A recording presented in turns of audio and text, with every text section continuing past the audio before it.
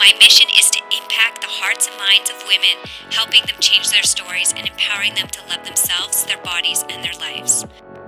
What is up, everybody? Welcome to the Change Your Story podcast. I'm Hannah Dawson, your host and transformation coach. I'm a certified personal trainer, nutritionist, mindset coach, writer, speaker, and creator of the Fit Club Babes app, and I am here to help you transform your life. While I love teaching all things nutrition and fitness, and trust me, you'll get lots of that on here, my true passion lies in the power of mindset and self-relationship. I know firsthand how powerful a mindset shift can be. It has profoundly impacted not only my health and fitness journey, but also my relationship with myself, and it can do the same for you too. Many women believe as we age, we lose our beauty, body, and health, but that's not true. You can feel and look amazing and get better with age, and I'm going to show you how. Are you ready to change your story? Let's flip the script one thought at a time. It all makes sense now. Looking back, I think Steve Jobs said it best when he says you can't connect the dots looking forward. You can only connect the dots looking back. And looking at our stories and looking at our patterns and how we end up where we end up, when we look back, the dots do connect.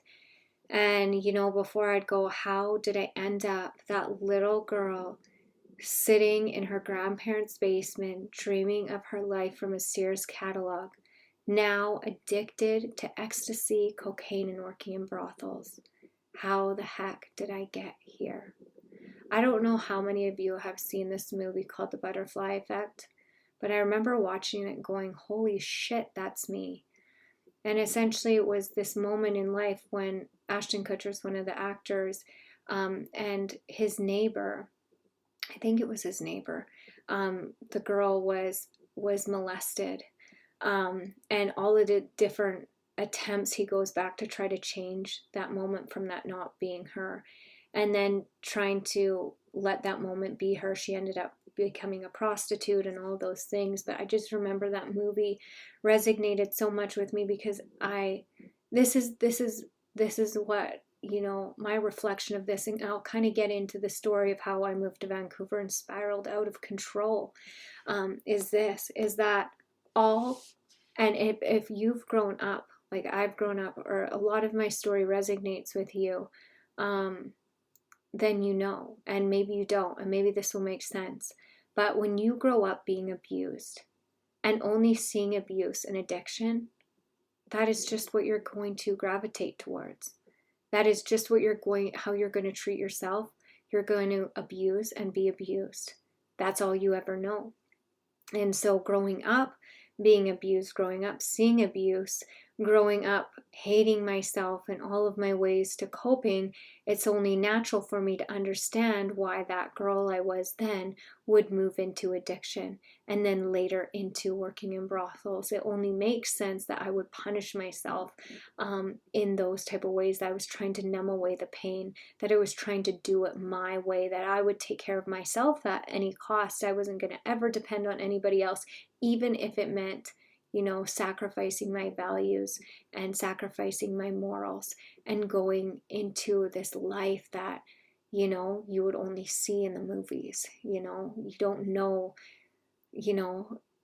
how crazy it is, looking back now for me to see that I made it out of that. Did you know the statistics for girls that actually make it out of that life are it's such a small percentage. Most end up overdosed, killed, or trafficked, or in jail. That's the truth of that life. And for some reason, I got out of that life. So the scariest part of sharing my story, sharing this time in my life, because I had so much shame. I had so much shame because I chose that. How did I get to that point? And so in grade 12, you guys, summer of grade 11, I broke up with my boyfriend. All of that stuff had happened. I decided to move to be with my dad. And I don't know what happened, but whatever was building up inside me, the pain that was building up, the minute, it was like winding, boom, release the minute I got to Vancouver. It was too silent. It was too calm. I wasn't used to it. And all that pain started coming up. All of those things, how I would control it with my fitness and stuff, I couldn't do it. It was like I was so drawn to wanting to fit in and to wanting to numb away that, I got caught up in the wrong crowds of smoking marijuana, of partying, not coming home at night, to coming home to my dad's house, finding a suitcase on the porch that says, "Don't bite the hand that feeds you." I wasn't even with him for a month, and, they had kicked me out, not coming home. And, was that the right thing to do? I don't know, but it happened. And so that little girl that was my best friend, that I stayed best friends with, and her mom, that was, I believe, my guardian angel, they took me in. And so for that grade 12 year, I lived with them. I finished school early. I finished I finished in January, for January. So then I got a job at a gym. I got a job so that I could get a free membership, and I was doing reception work there. And my plan was to go to makeup school. But when I went to the makeup school, it was a lot of money. And I wasn't 19 yet, so I couldn't even get a loan. I couldn't get a credit card or anything. So I let that discourage me so bad that I gave up that dream. I thought, I can't afford to do it. I can't afford to go after my dream. So instead, I ended up partying. I ended up, just really going down a bad path really fast. For my grade 12 year, my grade 12 graduation was the first time I tried drugs, like besides marijuana and drinking, like heavy drugs, ecstasy, and I was addicted. And the thing that it made me feel was something I haven't felt, and I never wanted to stop feeling it. And so I really spent that next year really battling, going from ecstasy to cocaine, and really battling a really bad drug addiction, to being almost from couch hopping, surfing, having to live with friends, families, and then having a lady at one of the gyms take me in and rent me a room. And then I got my life back on track, really back on track. And she was such an amazing mentor. She was a fitness instructor and an amazing lady at this moment in my life. And I started working as a landscaper at this time, because I had lost my job at the other gym that I was working at. I actually got fired. And then the other job that I had, I just stopped going to because I was just so unstable. I was just unstable. I was into everything that I never wanted to be. I was becoming everything I didn't want to become. And so this lady gave me a second chance. I don't think she knew the extent of what I was going through, but she took me in, and her love and her kindness, gave me stability, and I started working. And then my mom decides to come to Vancouver. She is in rehab. And so at this point, I asked the lady, could my mom come and stay here? She gets weekends off. And the lady said, absolutely not. I'm sorry, Hannah. I don't feel comfortable with an addict being in my home.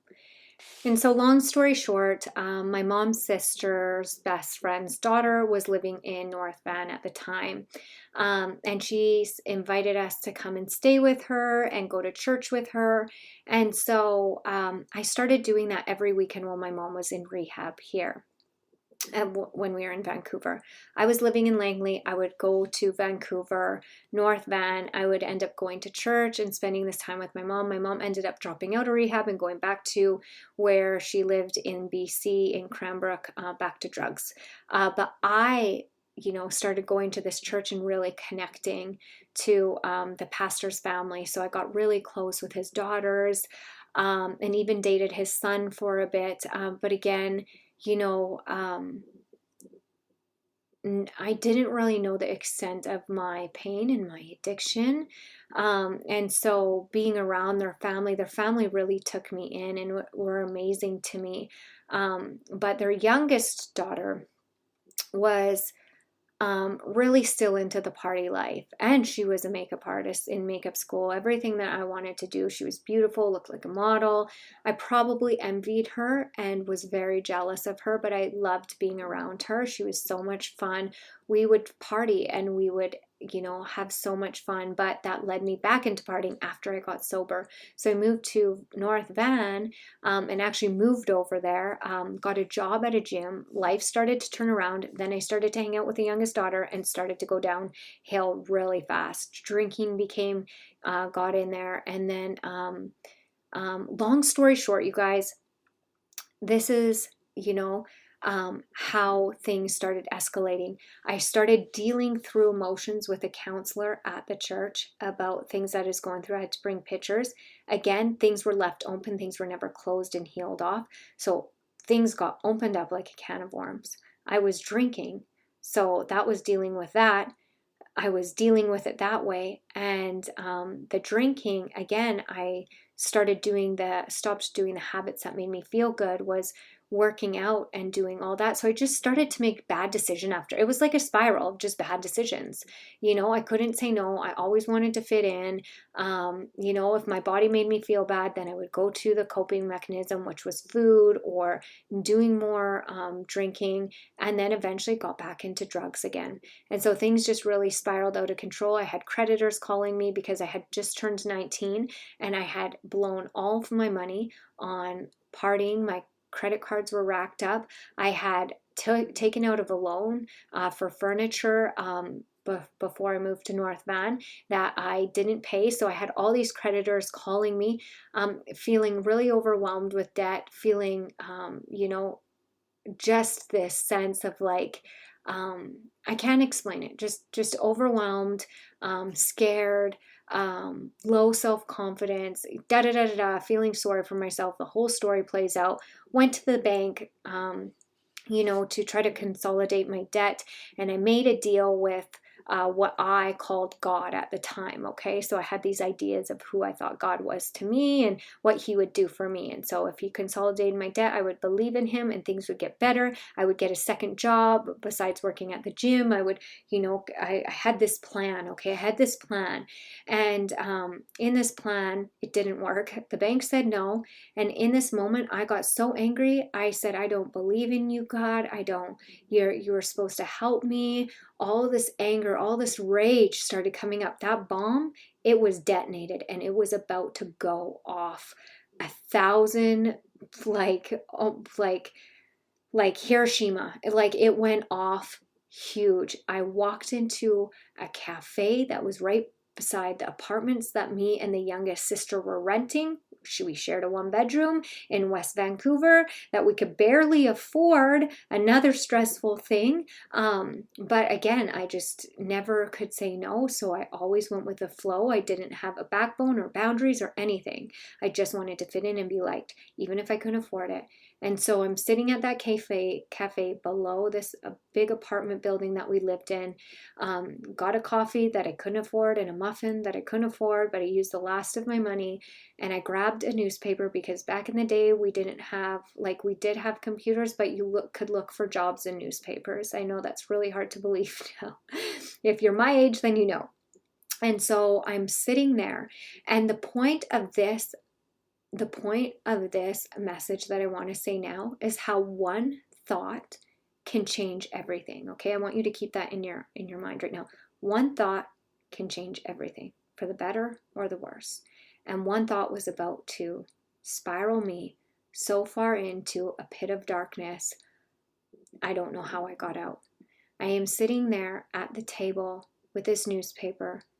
And my idea is that I'm going to get a job. I'm going to get a job because I have that belief when my mom didn't work all those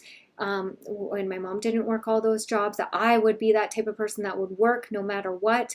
And when my dad, wanted a DNA test instead of helping me out, in that moment when that happened, I made a pact with myself. I would never ever rely on anybody to help me again. I would do it myself. So all this stuff was like building up inside me.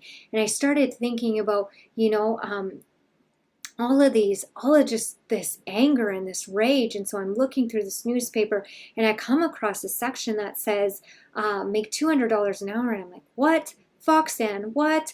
Okay, thinking the Fox radio station, you guys. I'm not joking. This is like literally what I was thinking. I'm like, what? You can get paid for that for working at a radio station?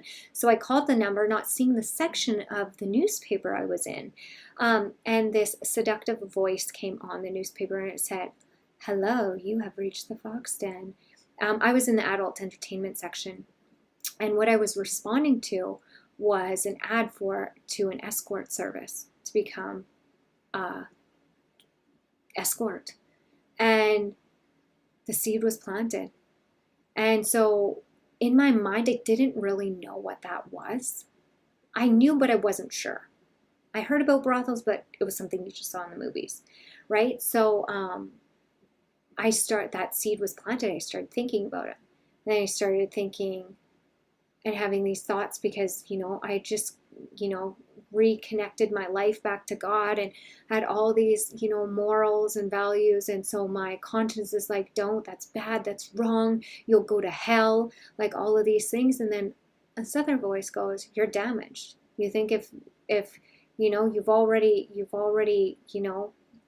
been abused and you lost that and it's been stolen from you, you might as well get something for it. Like that, those are the thoughts I literally had in that moment. Who cares? I'm already damaged. I might as well get something for it. That was the thought that led me to the next decision. And I ended up working in brothels for a couple of years, and I was so addicted to drugs. And drug dealers were my boyfriends, drug dealers were the people I hung around, strippers, escorts, prostitutes. That was my life. And it was the darkest part of my life. Within those years, I fell fast and I fell hard. I ended up getting pregnant, ended up having an abortion. I ended up doing so much drugs I should have overdosed. And the biggest miracle in this whole time was this was the first time I met God. And I had a spiritual experience. I never met God in church. I met religion. I met rules. But in the darkest part of my life, and when I got pushed out from the church, because I did, that pastor had his daughter ripped out of the apartment as soon as they known faster. Like I had the plague. Like it was like the shame just pushed me more into doing drugs.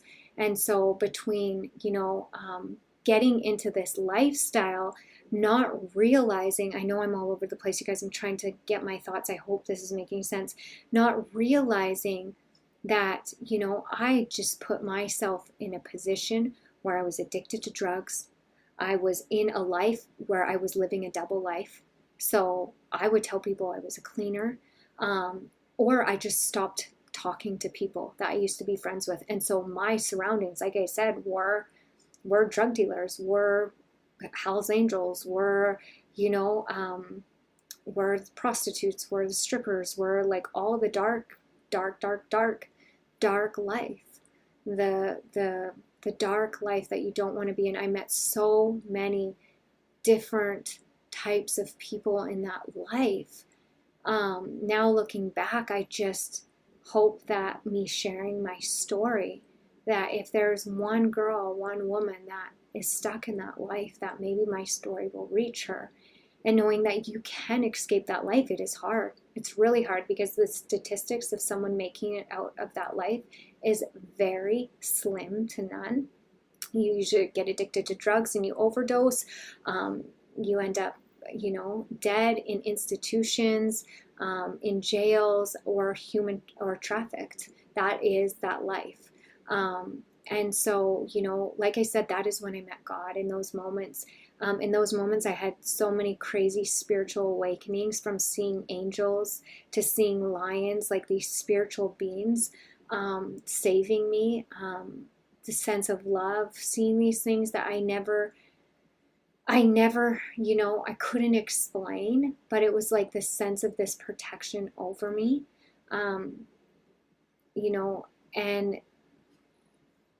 I remember towards the end of, I had escaped that life for a bit. So I would escape it and I would move, back and move back with my dad, and I would ask for help, and I don't really know if they knew what was going on, and I would escape it, and I would start working in a gym again, because throughout this whole time I got my personal training certification. Don't know how, but I did.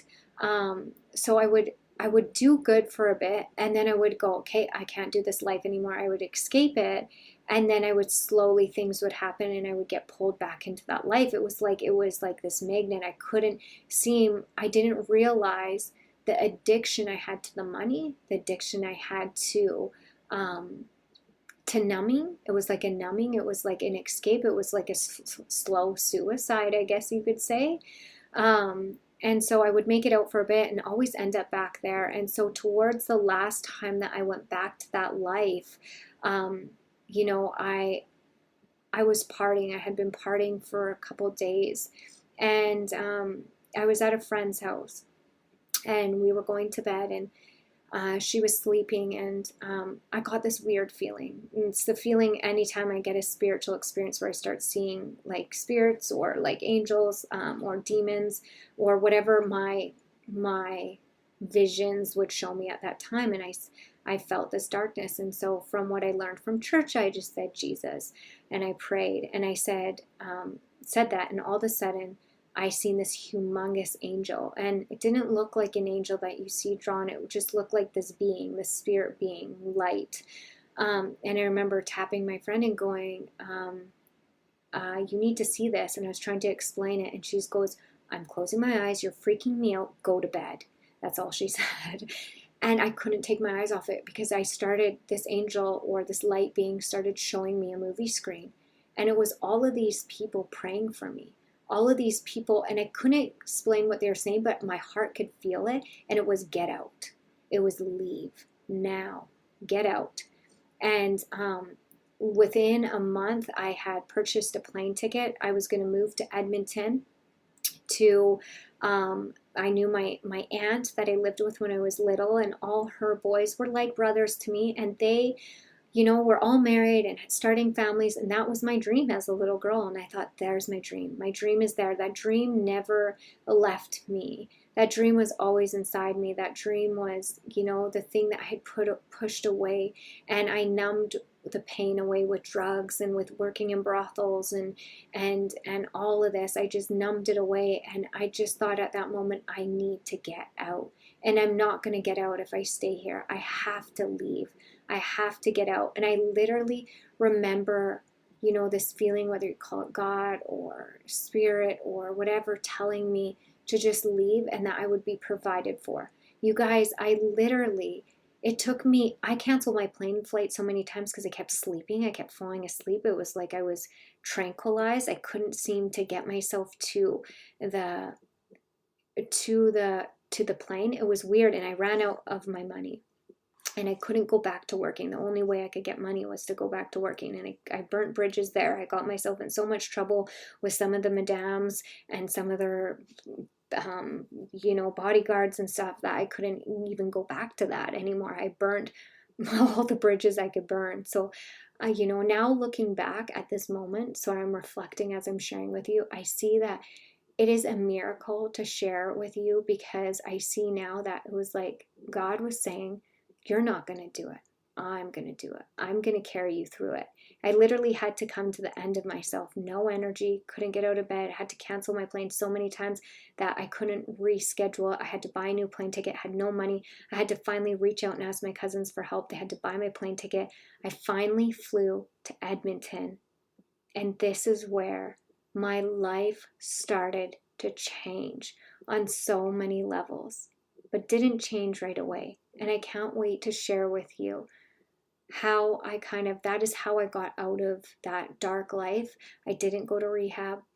I didn't do AA. I didn't do any of those things. And I'm going to explain, kind of what was the anchor, and how, my faith and fitness really became an anchor, and how I got a second chance at life, and how my faith was so much bigger that I literally got carried out of that dark life that I was in I left everything behind, you guys. I left my furniture to my pots and pans to my toilet paper. I literally packed my suitcase and I left everything behind because something in my heart said, leave it. I will provide for you when you get there. I had no idea what I was going to do for a job. I had no idea where I was going to stay. I was going to stay with my cousins for a bit. They had no idea. I had no money. I had no money to my name. I had my suitcase. They didn't know about my addiction. They didn't know about the life I was escaping. I was literally escaping from that life. If I didn't get out, you guys, today I would be dead. I would not be alive. I know that. That sounds really like dramatic to say, but I would. Because a couple years after I had left, a few years after I had left, they started putting fentanyl in ecstasy and cocaine, and those were the two drugs I would use, and I would overuse and overabuse. I would go on benders for weeks. I couldn't pull myself out of it. And so I know now that if I didn't get out and change my environment, I wouldn't be where I am today.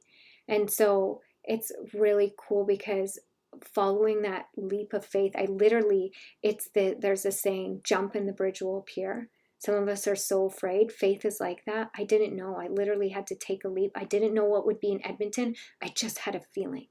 I just had a feeling in my heart. My biggest heart was to have a family, was to find my Prince Charming, to have my kids, to live that life, to be a mom. That was my dream. I had no idea what was in store for me.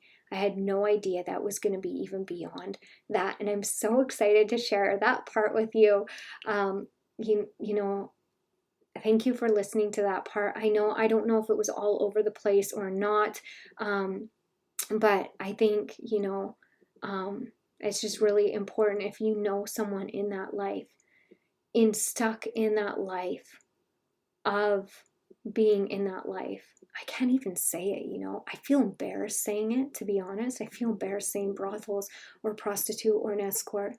I still feel shame. I do. It's something I'm working on. It still feels really embarrassing and really raw.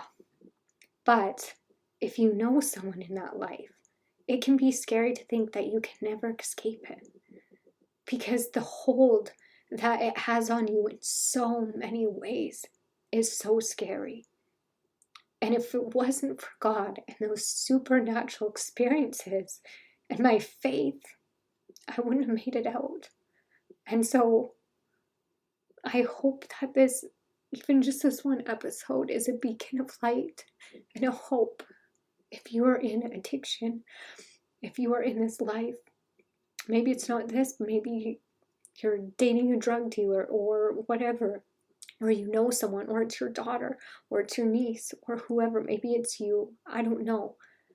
But I hope that this episode will show you that you can get out, and you know what it is, because you feel that little light glimmering, you feel it pulling you. That is what you have to listen to. That is what you have to believe. You have to believe that voice of truth, that little beacon that is beating in your heart, that little whisper that says there's a better way. There's a better way. It can be so hard when you have come from abuse. All you know is abuse. So all you know how to be is abused and to abuse. And both addiction, mentally, physically, emotionally, there is more for you. There is something on the other side that isn't normal.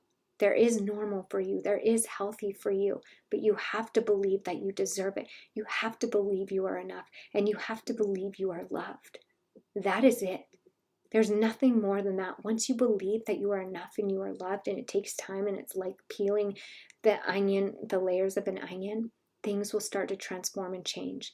And let me share with you in the next couple episodes of how my life really started to take full-on transformation, but how it fully didn't take full transformation yet.